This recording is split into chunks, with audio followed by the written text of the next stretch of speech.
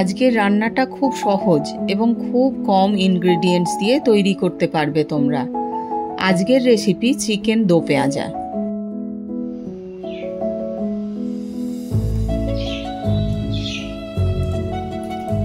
পেঁয়াজ কুচি, দারচিনি, লবঙ্গ, এলাচ, ফেটানো টক দই, কাজু বাটা, কস্তুরি মেথি, হলুদ গুঁড়ো, জিরে গুঁড়ো, ধনে গুঁড়ো এবং কাশ্মীরি লঙ্কা গুঁড়ো। একটা টমেটোকে একদম কুচি কুচি করে কেটে নিয়েছি, তোমরা দেখতেই পাচ্ছ কিভাবে কাটছি। এরপর পেঁয়াজটাকে নিয়ে বড় পেঁয়াজটাকে 4 ভাগ করেছি। 4 ভাগ করে তোমরা হাত দিয়ে একটা একটা করে ছাড়িয়ে নেবে। খুব সহজেই এই পেঁয়াজগুলোকে ছাড়িয়ে নেওয়া যায়।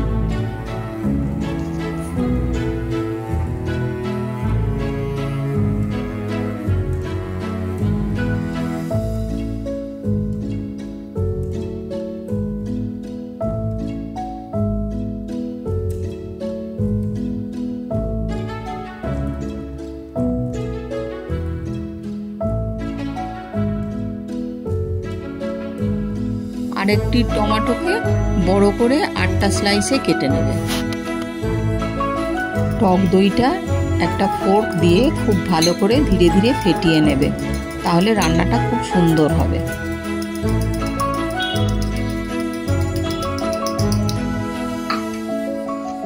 এখন আমরা আসছি রান্নার মেন পর্বে। ওভেনে কড়াই বসিয়ে দিয়েছি। বসিয়ে দেওয়ার পর কড়াইটা একটু গরম হওয়ার পর কড়াইয়ের মধ্যে আমি সাদা তেল অর্থাৎ রিফাইন্ড অয়েল দিয়ে দিলাম।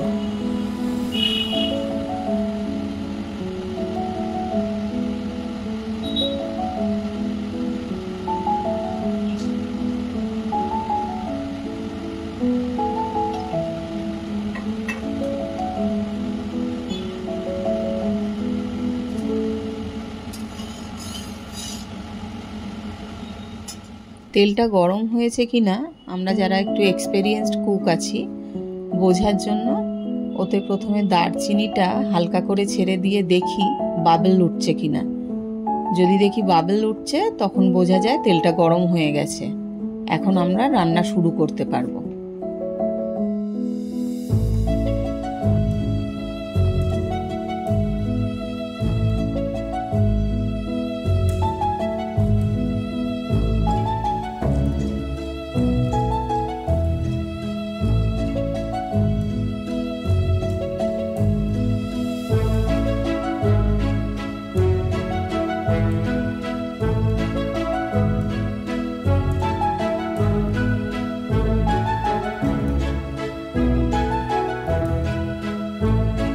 পর আমি ওর মধ্যে পেঁয়াজটা দিলাম, কুচনো পেঁয়াজটা দিয়ে তারপর মাঝে মাঝে নাড়াচাড়া করে করে ভাজতে লাগলাম। পেঁয়াজটা মোটামুটি ওই মিনিট 2 ভাজলেই দেখবে একটা রঙের চেঞ্জ হচ্ছে, মানে একটা ট্রান্সপারেন্ট কালার আসছে, প্লাস একটু ব্রাউনিশ ভাব আসবে আস্তে আস্তে নাড়তে নাড়তে।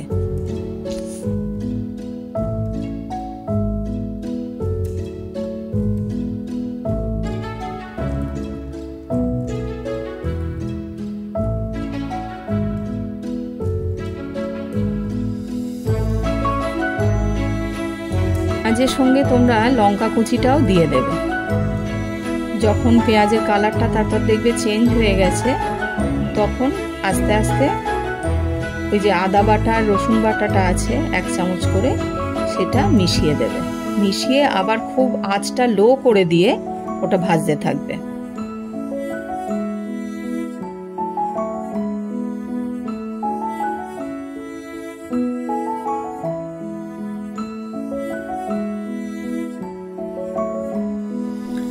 জিঞ্জার গার্লিক পেস্টটা দেওয়ার পর তোমরা সমানে নাড়তে থাকবে, তা নইলে কড়াইয়ের নিচের দিকে আস্তে আস্তে ওই আদা রসুনের পেস্টটা লেগে যেতে থাকে।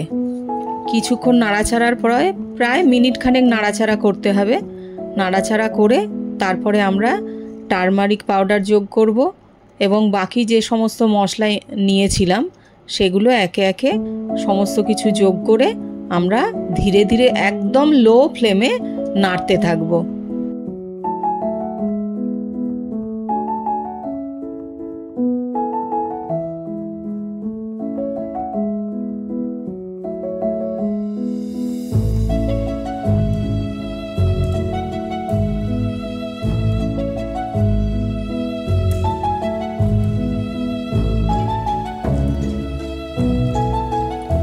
লো ফ্লেমে মশলা দিয়ে নাড়তে নাড়তে যখন তোমরা দেখবে মশলা থেকে তেল আলাদা করে ছাড়তে শুরু করেছে, সেই মুহূর্তে আমরা ওতে টমেটোটা যোগ করে দেব। টমেটো যোগ করে দেওয়ার পরও আমরা প্রায় মিনিট খানেক ধরে নাড়ব এবং ওপরে একটা কাভার দিয়ে দেব। এরপর কিছুক্ষণ পরে কাভারটা খুলে নিয়ে আমরা দেখব নাড়াচাড়া করে যে টমেটোর ভাবটা চলে গেছে কিনা। তাও প্রায় টমেটোটা দেওয়ার পর মিনিট খানেক নাড়াচাড়া করলেই দেখবে টমেটোর ভাবটা একদম চলে গেছে। তখন আমরা খুন্তি দিয়ে একটু নাড়াচাড়া করে টমেটোগুলো ভেঙে ভেঙে দেব।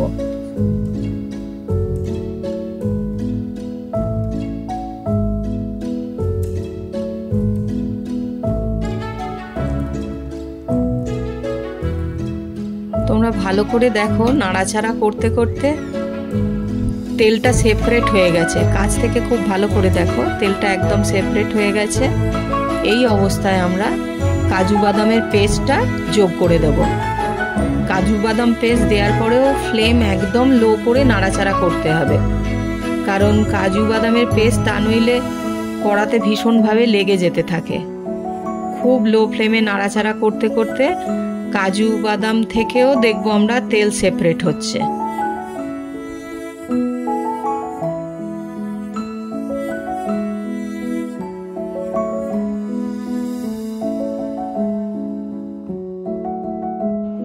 আমার রান্নায় তোমরা ভালো করে লক্ষ্য করো, তেলটা একদম সেপারেট হয়ে গেছে, পরিষ্কার বোঝা যাচ্ছে তেলটা সেপারেট হয়ে গেছে।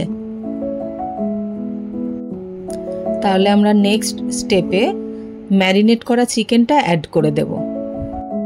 চিকেনটা রান্নায় অ্যাড করার আগে আমি ম্যারিনেট করে রেখেছিলাম চিকেনটাতে 1/2 টিস্পুন টারমারিক পাউডার, কাশ্মীরি লঙ্কা গুঁড়ো 1/2 টিস্পুন এবং নুন ও রিফাইন্ড অয়েল দিয়ে 25 মিনিটস আমি ম্যারিনেট করে রেখেছিলাম চিকেনটা।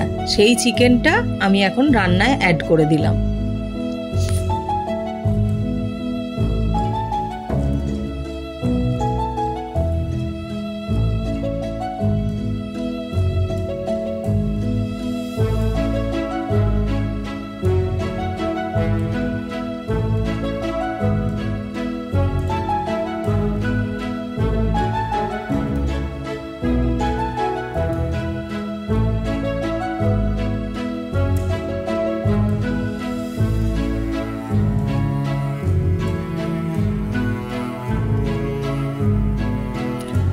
কাভার খোলার পর তোমরা দেখতে পাচ্ছ চিকেনের কালারটা অনেকটা আগের থেকে চেঞ্জ হয়ে গেছে, কিন্তু আলাদা করে কোনো জল ছাড়েনি, বা আমি এই রান্নাটাতে এখনো কোনো রকম জলের ব্যবহার করিনি, জল অ্যাড করিনি। এখন আমি এর মধ্যে ফ্যাটানো টক দইটা অ্যাড করে দিলাম। ফ্যাটানো টক দই অ্যাড করার পর এটাও ভীষণ লো ফ্লেমে নাড়াচাড়া করতে থাকলাম। নাড়াচাড়া করে ওটা আবার আমি কিছুক্ষণ কভার করে রেখে দেব।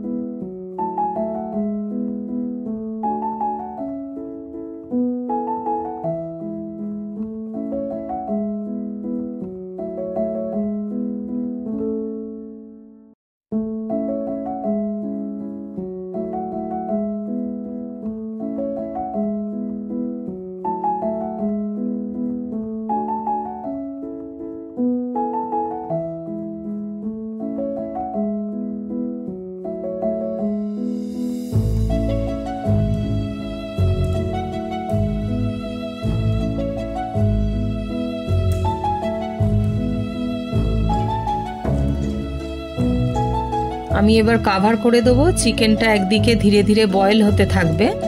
ততক্ষণে আমি চিকেন দো পেঁয়াজার যে মেন ইনগ্রেডিয়েন্ট ভেজিসগুলো আমি ফ্রাই করতে থাকবো। ফ্রাই প্যান বসিয়ে নিলাম, বসিয়ে তার মধ্যে 1 টেবিল স্পুন রিফাইন্ড অয়েল দিয়ে দিলাম। এটা আমি হাই ফ্লেমেই করব। হাই ফ্লেমে অয়েল অ্যাড করার পর প্রথমেই আমি 2টো ড্রাই চিলি দিয়ে দেব। ড্রাই চিলিটার সুন্দর একটা ফ্লেভার আসবে, তখন বুঝবো চিলিটা হয়ে গেছে। সুন্দর গন্ধ বের হলে তখন আমি ওর মধ্যে যে স্লাইস করা অনিয়নগুলো রেখেছিলাম সেগুলো অ্যাড করে দেবো।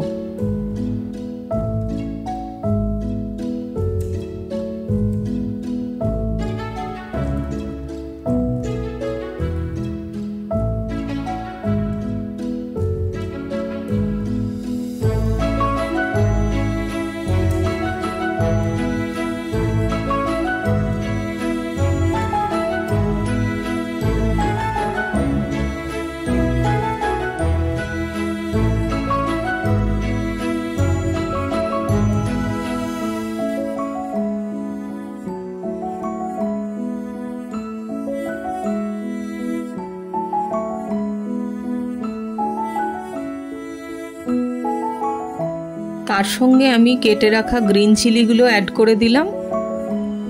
কয়েকবার নাড়াচাড়া করে যখন অনিয়নগুলো দেখব একটু ব্রাউনিশ কালার এসছে, তখন টমেটোগুলো অ্যাড করে দেব।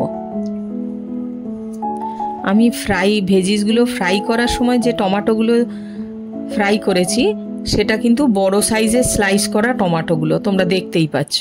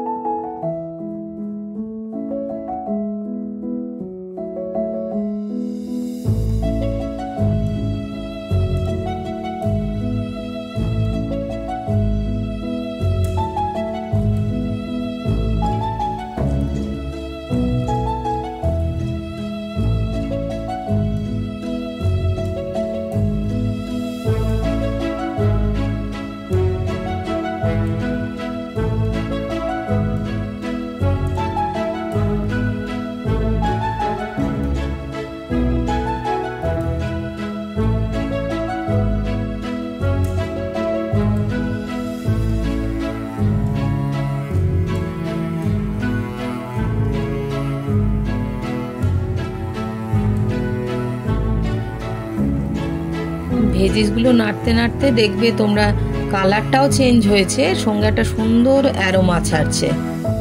এই পর্যায়ে আমরা চিকেনটা কাভার সরিয়ে দেখব, প্রায় একদম 95% মতো বয়েল হয়ে গেছে। সেটা আমরা খুন্তি দিয়ে নেড়ে চেড়েই বুঝতে পারবো। এই অবস্থায় আমরা যে ভেজিসগুলো ফ্রাই করেছি সেটা অ্যাড করে দেবো। যতক্ষণ রান্নাটা চলছে তোমাদের একটা আমি গল্প বলি। এই চিকেন দো পেঁয়াজা প্রথম আমি করেছিলাম মেয়ের আবদারে। আমার মেয়ে চিকেনের একই আইটেম বারবার খাওয়া একদম পছন্দ করে না। মেয়ের আবদারে একবার ভাবলাম দেখি চিকেন দো পেঁয়াজা করে কীরকম হয়।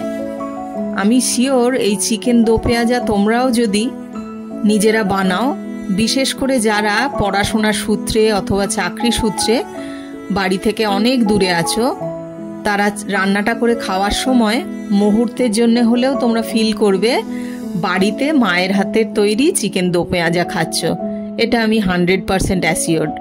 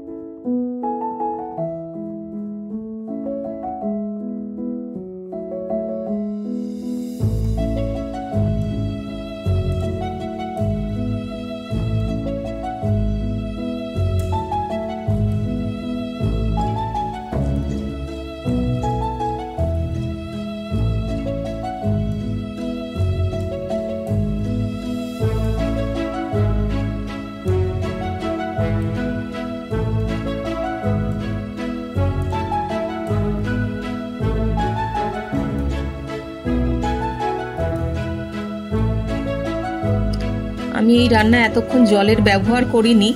তোমরা এই অবস্থায় কিছুটা গরম মশলা মিশিয়ে নামিয়ে নিতে পারো, কিন্তু আমার মনে হয়েছে যে থিকনেসটা আরেকটু যদি ঝোল ব্যাপারটা আসে তাহলে রাইসের সাথে বা পরোটা রুটি সবার সাথে খুব ভালোভাবে যাবে। সেই জন্য আমি 240 ml এর একটা মাগ নিয়েছি, নিয়ে জলটা ধীরে ধীরে অ্যাড করলাম। ধীরে ধীরে আমি কিন্তু পুরো জলটাই অ্যাড করে দিয়েছি, অর্থাৎ 240 মিলিলিটার জল আমি এই রান্নাটায় অ্যাড করেছি।